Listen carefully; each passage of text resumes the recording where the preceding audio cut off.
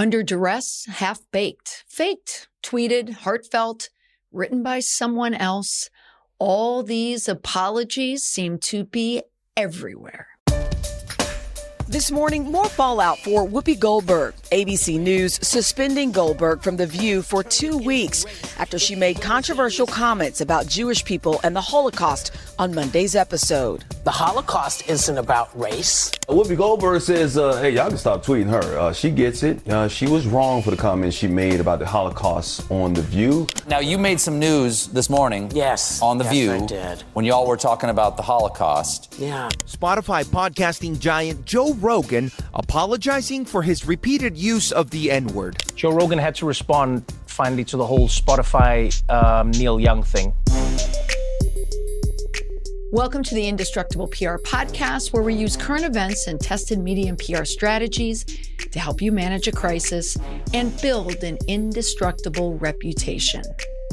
Speaking of current events, I've been on a bit of a tear lately following a lot of the news stories that have been coming out left and right. And there's a reason why. It seems like a lot of what I discuss in this podcast and even in my work on Instagram and on TikTok, more on that later. So many people are put in a position where they need to apologize. Last week on the podcast, I spoke about Jeff Zucker resigning from CNN. There was an absence of a truly heartfelt apology. Now we're cruising into another episode, and I want to highlight 2 more apologies that popped up in the news in recent weeks. Before we get there, let's talk about the crisis response. After all, that's what we focus on in this podcast. There is a key goal when it comes to crisis management. When you are in the middle of a PR crisis, a reputational crisis, whether it's an organization or a brand, the goal is to prevent or minimize damage. It's also to maintain your organization's operations and to repair any reputational damage. Now, the most important aspect of that process is the message, the response. It's essential that that message is clear, loud and clear.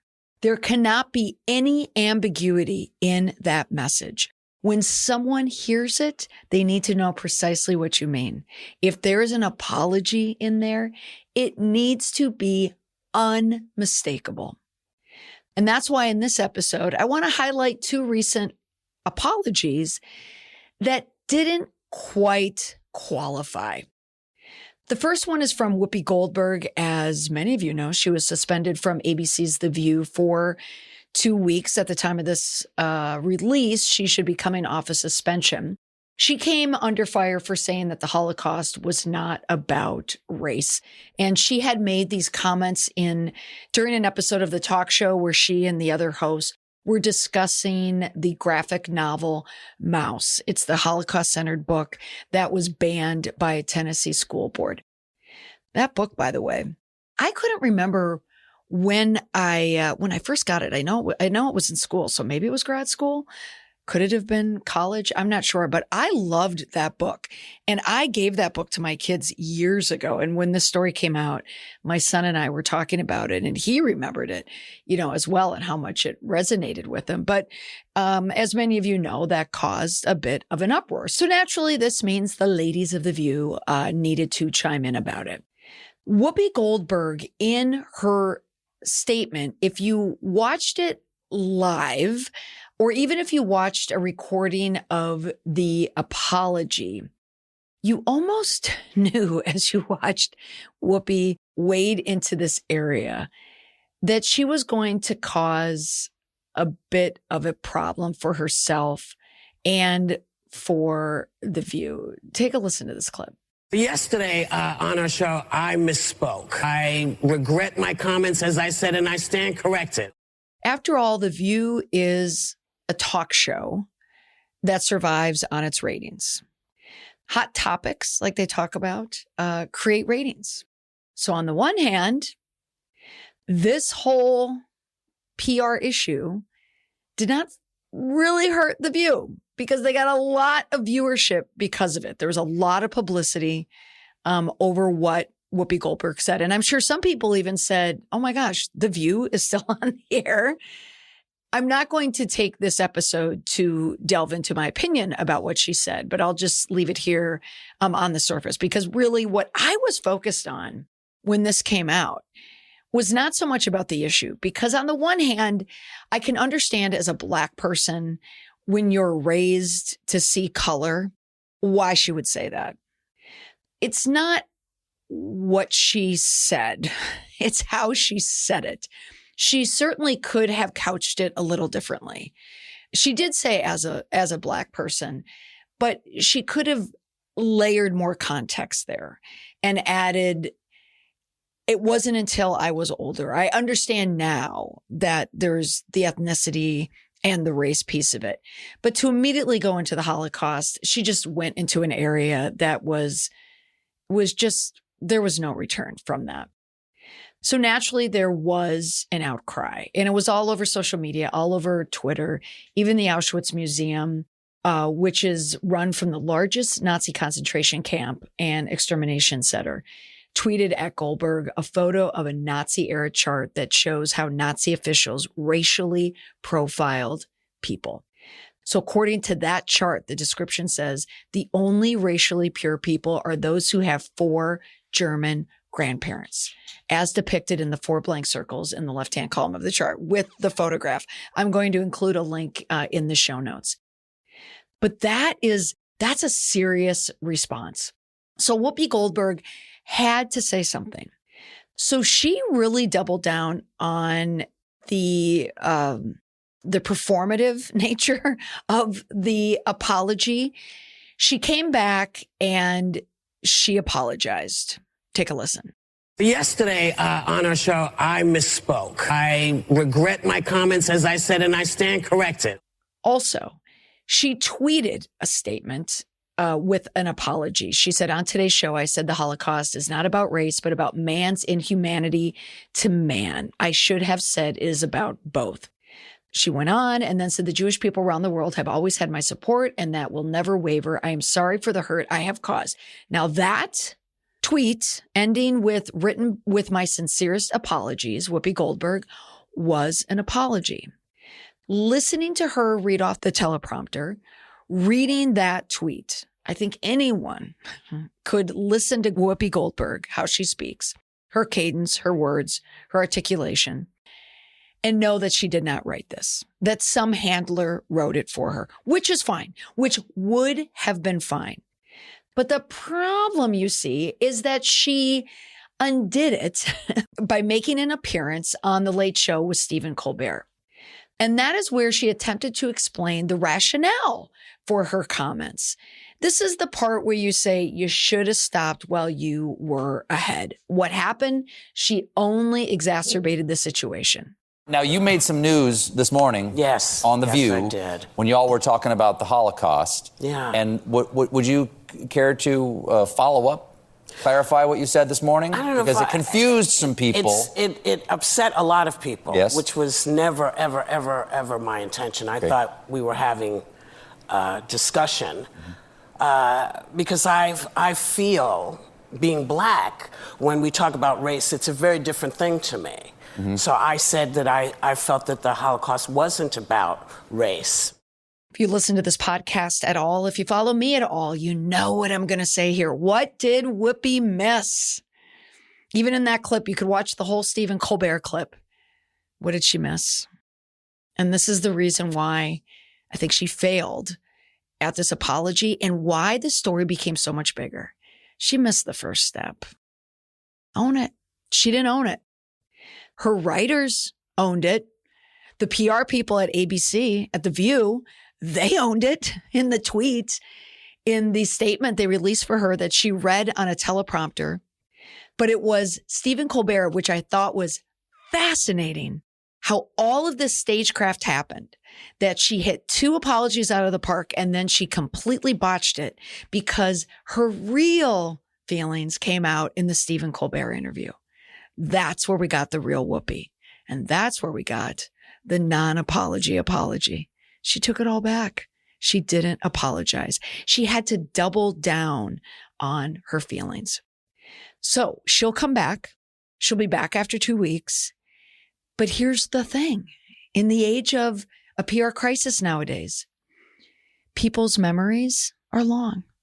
This will be a stain on her reputation. As I said in the beginning, what do you need to do in an apology? You need to be clear. There can't be any ambiguity. And if there's ever a part of it that causes damage or interrupts your organization's operations, like filming of The View, and you have reputational damage, there is reputational damage on Whoopi Goldberg, and there it will remain. Next, there was another big apology. I discussed this apology on my new social media network, which is TikTok. I'm not linking my TikTok to the show notes yet. I'm still doing it in the dark because I'm working my way around it. And really, it's like walking around in the dark when you're my age trying to figure out TikTok. But I went on it, tried it out, and it's quite the amazing platform. So I will at some point this year do a podcast about TikTok. I just need to get a couple talks under my belt. But wow, I got to tell you, in terms of engagement, in terms of reach, it is quite the platform. I did a very quick TikTok video about Joe Rogan and his apology. Now I know. Joe Rogan. Oh, again, harking back to my age, I'm a Gen Xer. Joe Rogan, who is this huge podcast powerhouse, to me, he's still the guy on news radio. He's still the guy that hosted Fear Factor. Like, it really amazes me that this guy has the base that he has. It's quite remarkable. But there is no denying that Joe Rogan has created the most unbelievable brand and following. And that's why Spotify is paying so much money. They're not paying for Joe Rogan. They're paying for Joe Rogan's followers and listeners. Now, Joe Rogan is controversial. He is a controversial podcaster. And he had to step in it because he needed to issue a slew of apologies in these last few weeks for COVID-19 misinformation. You remember that Neil Young yanked his music from the streaming service. Joni Mitchell yanked her music.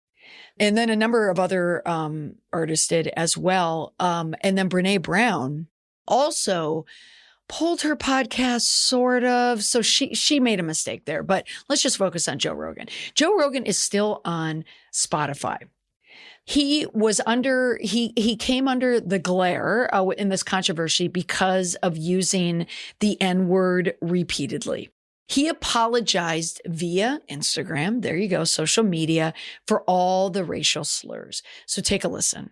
Now, I know that to most people, there is no context where a white person is ever allowed to say that word, never mind publicly on a podcast. And I agree with that now.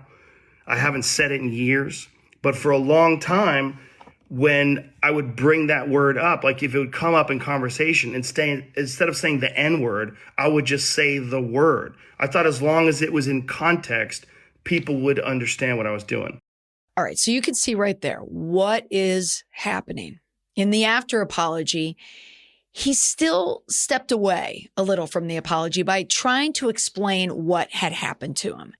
He had said that in this video, there was a compilation of all the times that he used the N-word. They mashed it together and released it. So he said that that video has always been out there, but it was like a political hit job. Now, he did, when you listen to that entire apology, you do hear him show some remorse. There is him, apologizing. But again, he used the half-baked one.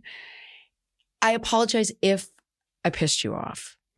Now, Spotify chose to remain with Rogan, which is not surprising for the listeners, for the money that he brings in, because that's really what it boils down to.